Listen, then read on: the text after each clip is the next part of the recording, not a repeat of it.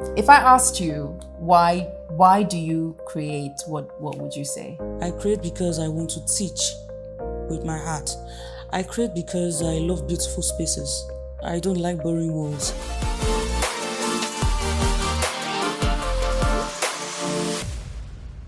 What expresses creation than art and design itself?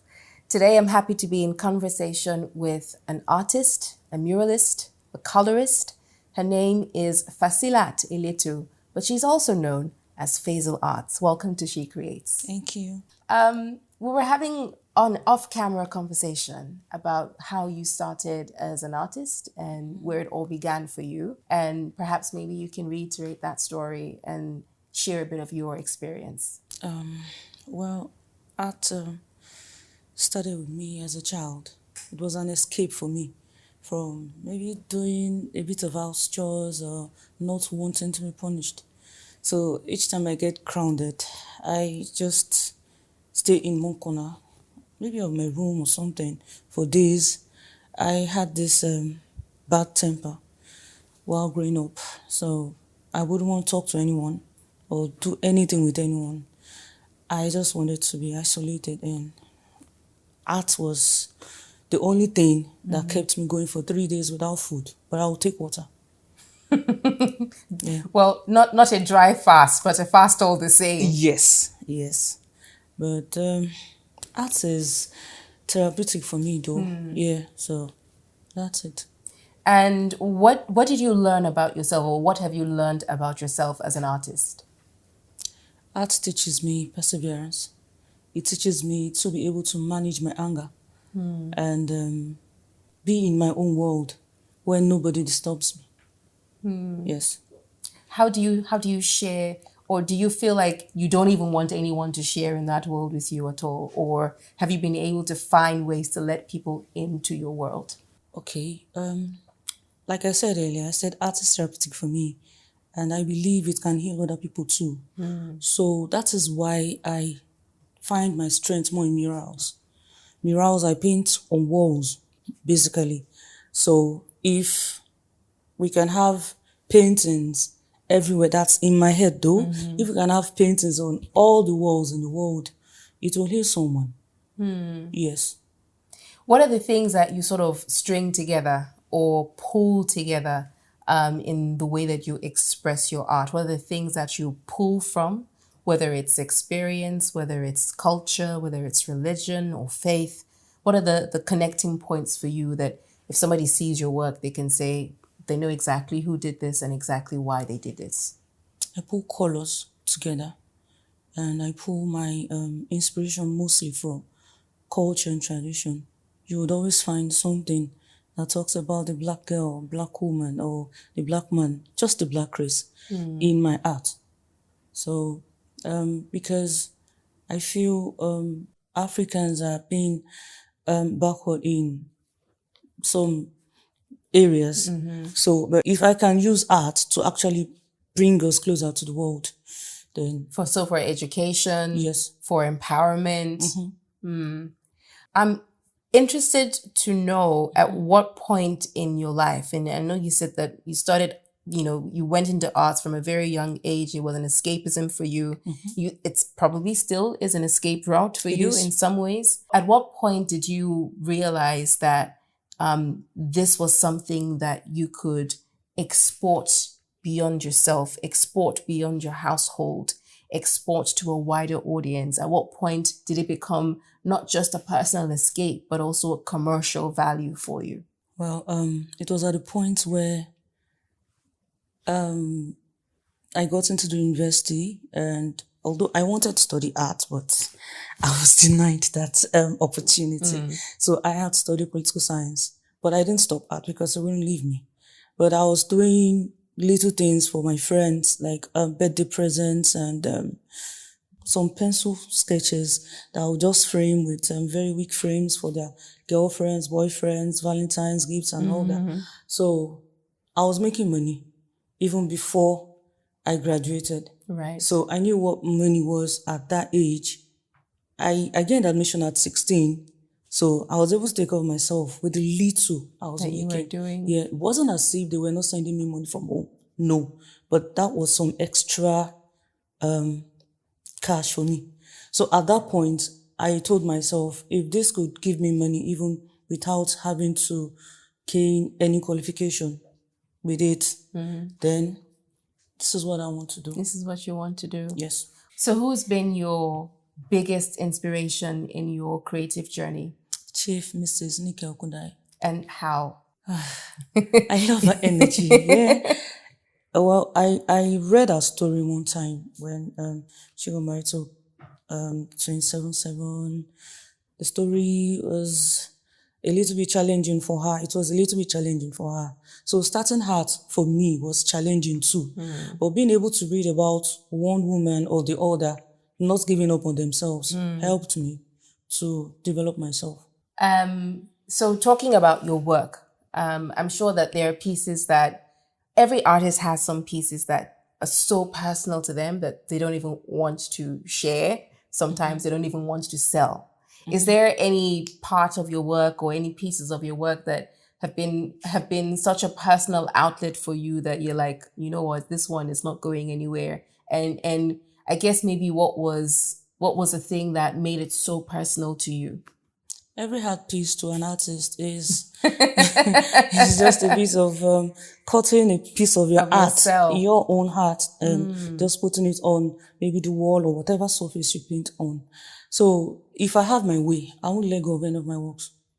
I will not. If I have my way, I would paint a mural and still take it home. So most times when I'm done with my projects, like done with a mural, I weep, I get emotional. Right. I wouldn't want to leave that space. Sometimes I go sneak on the walls and tell my clients, please clean these walls, please clean this painting, clean these portraits and all. But I still have, let's say, 3 pieces I would never let go of. Yes. three of them, yeah. But what is it about the pieces that are so like, this is really a piece of me, like, and I don't want to let go of this? Growing up, I didn't find it easy with my parents wanting to support my art though, but there was a particular man, though he's late, I would call him my godfather. He supported me. He was like, Fasilat, if this is what you know you want to do, if this is what you want to do, don't let go of it. But it died when I started paving ways, right, and I could give him something. So I painted his portrait and he kept it with me. I can't let go. So the other one was when I had to do a surgery. I don't want to disclose it. Of course. Surgery in 2017. It was something serious for me. So I had to paint about it and I kept it. Can you share what the painting was? Not necessarily. I mean, you've said what you painted. Or is it part of what you wouldn't like to disclose? Okay. And then the third one?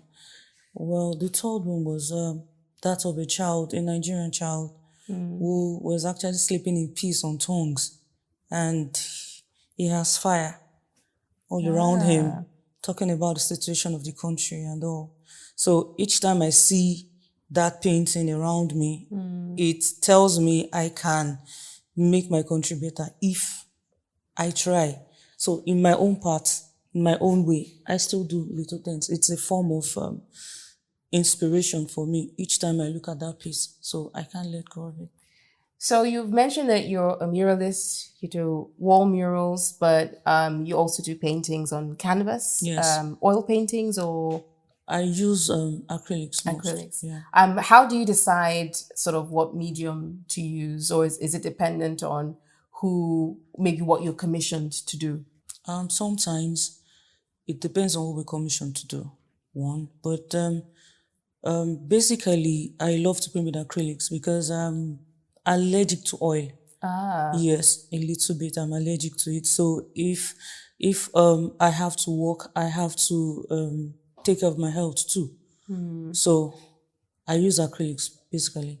And I mean, bringing up health, it's a known fact, perhaps maybe that mental health isn't something that we talk about a lot, or we like to mention or make reference to because there's some sort of stigma or some sort of perception about how we see mental health. Is that something that you can relate to in the sense of how you deal with it or how you look after your own mental health as an artist? Because I feel like, as you said, art sometimes can be a way to escape, but it doesn't necessarily deal with the things that we may be experiencing. Sometimes trauma, sometimes a health issue. How do you sort of look after yourself as an artist in a way that you preserve your art for yourself, but you also express it to the world that, wants to see it? Art to me, like I said earlier, is therapeutic. It's therapeutic. So anything I can that is therapeutic to me, anything I say as therapeutic, art is therapeutic to me. It heals in all ways. So be it mentally, psychologically, even education-wise and all, because you can express yourself with art without saying a word. Anything. Without saying a word. And if we even talk about abstract paintings from different angles mean different things to different persons. So if it can mean something different to you, you may be seeing two heads of two dogs or something. Someone will be seeing a rat. The other person sees just colors. Other people see lines. So it passes a message to people differently. So art heals differently for me. It does. So I do not think there's an aspect where art does not come in or help anyone. So when it comes to mental health, I have had to deal with people who are dealing with Alzheimer. Right. Yeah. I've had to deal with people with Down syndrome who can actually connect colors in their heads, but would not be able to just put them in images. But art has nothing to do with realism alone. Some people are realist, some are expressionist and all, but these people have a different, they live in a different world in their minds. Yeah. And they are able to express themselves with art. So art is that thing that would just speak without you hearing anything. You don't have to be afraid of it. No. You don't even have to think too much about it. Of course, there are technicalities, Yes. in how artworks are presented. Yes. But I think it maybe speaks more from the heart, first of all, before even the technicalities come into play. If I asked you why do you create, what would you say? I create because it heals me and I want to use it to heal others. That's one. I create because I love colors. I create because I want to teach with my heart. I create because I love beautiful spaces. I don't like boring walls. I create because I feel and I know art heals. That's it. It's nice and simple. And if your journey as an artist could be captured in a single brush stroke, what would it look like? A rainbow. A rainbow. That is beautiful. My life has been colorful ever since I decided I was going to do art. It's been colorful. So my life with art, it's a rainbow. It's a rainbow. Yeah. Awesome. Thank you so much, Fasilat, for sharing your journey and just sort of educating us, I guess, as to how to approach the work that we do or the work that we love, and the way that you put it so easily, so succinctly, that you create because art heals you and you want to heal others is a beautiful testament to the work that you do. So thank you so much for joining me on She Creates. You're welcome. Thank you so much. Thank you. Thank you for having me.